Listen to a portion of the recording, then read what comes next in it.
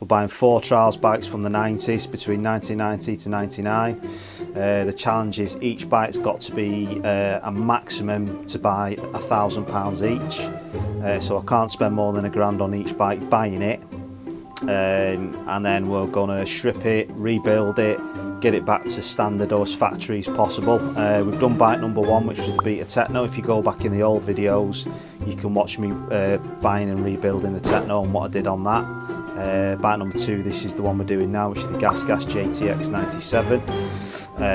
So stay tuned in, you'll find out what we're doing with that. Bike number 3 is on the way. I've already bought bike number 3. I'll be doing a bike reveal on that so you can see what that one is.